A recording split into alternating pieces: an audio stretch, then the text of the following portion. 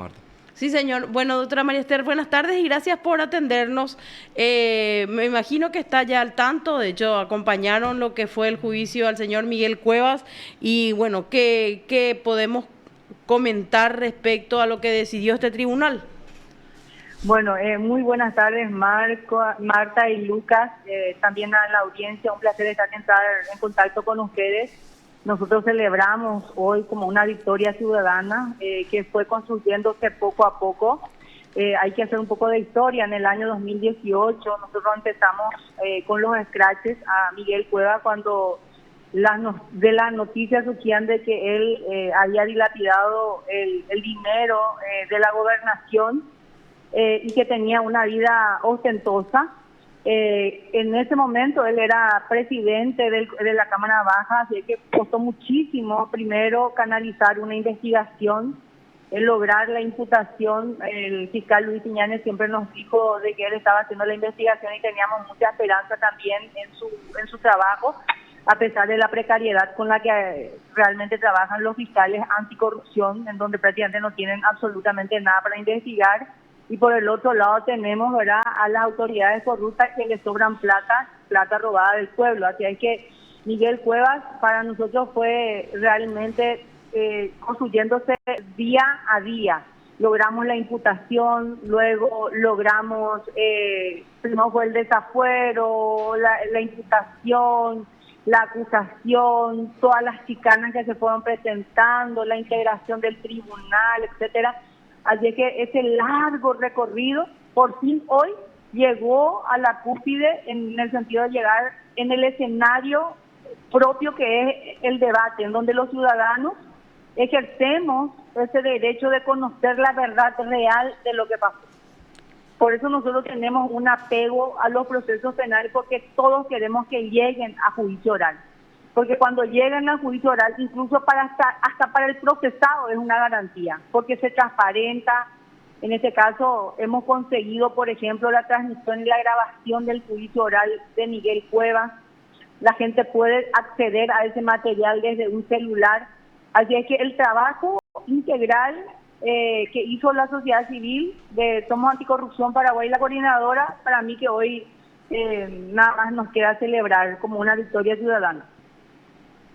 Bueno, y ustedes que siguieron de cerca el juicio oral y público, doctora, pueden dar fe también de que, al menos como a criterio del tribunal, también quedó probado lo que el Ministerio Público acusó en un momento, ¿verdad?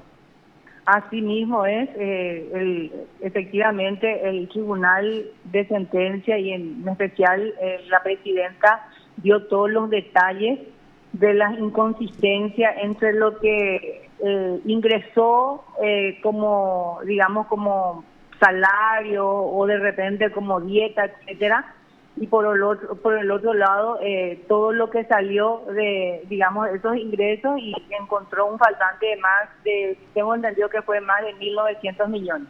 Ujú.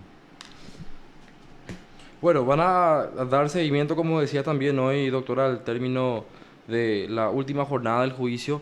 Seguimiento hasta que esto quede firme, ¿verdad? O en todo caso, si es que se llega a anular esto en la Cámara de Apelación, nuevamente luchar porque se realice el nuevo juicio oral eventualmente. No, claro, nosotros ya tenemos un largo recorrido, como les dije, ¿verdad? Pasó también con Hernán Rivas, en donde prácticamente en el juicio oral fue sobreseído por haber robado y pagado según el tribunal. Sin embargo, eso se anuló, se volvió a un rendido que hasta ahora no podemos destrabar, pero estamos detrás. En el caso particular de Miguel Cueva hemos presentado más de 60 urgimientos. Eso significa que hemos presentado notas al tribunal, al juez penal, al tribunal de apelación, a la sala constitucional, a la sala penal, etcétera, para ir destrabando y para que, por sobre todas las cosas, que los magistrados también se sientan controlados y las autoridades. Le decía yo a los compañeros, imagínense antes cómo funcionaba esto, porque realmente yo creo que lo que falla es la sociedad civil, la indiferencia de la ciudadanía. Estos juicios ni siquiera llegaban a la etapa de juicio oral, y mucho menos tenía el control de la ciudadanía. Entonces, ¿qué es lo que pasaba? Es solamente el debate se daba entre el juez el abogado de la defensa, el procesado y el fiscal. No había un ojo crítico ahí que esté controlando todo ese proceso. Eso, digamos, ese proceso es lo que nosotros estamos logrando instalar dentro del sistema de administración de justicia, donde la ciudadanía, con una legitimación total, empieza a pedir rendición de cuenta a las autoridades. Y nos costó mucho, ustedes saben, yo fui objeto de sumarios, etcétera, ¿verdad? Pero sin embargo, hoy los jueces están un poquito más, digamos, más calmos en ese aspecto, así que eso también nos permite a nosotros controlar todos esos procesos y obviamente lo que se logró hoy es una victoria ciudadana. Doctora, muchísimas gracias por... Sí, una última consulta, doctora. Sí. Quería tocar un tema también muy importante que se dio en estos últimos tiempos en el Poder Judicial, o se ha instalado en realidad, creo que ya hace un par de semanas, en los juicios orales que se realizan en las salas que están en la Torre Norte, en el 5º y 6º piso, se ha instalado una suerte de control para que la gente, digamos, se registre para ingresar a los juicios. ¿Cómo se toma eso de las organizaciones organizadas, doctora? Es violatorio, es inconstitucional, es arbitrario y es delincuencial que la propia Corte Suprema de Justicia censure el derecho de publicidad que tenemos todos los ciudadanos paraguayos, en donde prácticamente esas salas que están en el 5º y en el 6º piso, prácticamente es nula la participación de la sociedad civil, teniendo en cuenta, primero, que hay una restricción, segundo, hay un control, y tercero, apenas colocan 5 o 6 sillas. Entonces, eso está mal. De hecho, que nosotros, por lo menos en lo que es el expediente de corrupción pública, no vamos a permitir eso, Lucas. Nosotros vamos a enfrentar otra vez al sistema si es que nos quiere censurar, porque incluso pueden ellos utilizar en aquellos hechos punibles que no es que no sean importantes, claro, sino que le compete, no sé, un hurto a la víctima de repente, al procesado, etcétera. Pero cuando hablamos de corrupción, cuando hablamos de crimen organizado, ellos no pueden cerrar las puertas y mucho menos censurar el derecho de la publicidad, que es un principio republicano.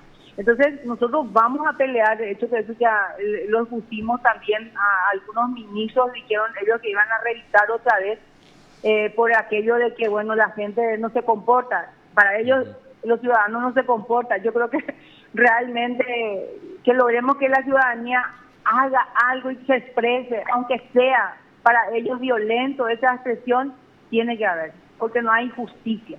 Si no hay justicia, si no está garantizada la justicia, los ciudadanos lo único que tenemos, la única herramienta que tenemos es nuestra voz de protesta. Así es que yo te puedo garantizar de que eso vamos a rever. Como hicimos muchas cosas ya, Lucas. Bueno, doctora, te agradecemos mucho por el contacto y por tu tiempo, muy amable como siempre, doctora María Esther Roa. Dale, a las órdenes siempre. Usted está escuchando PDS.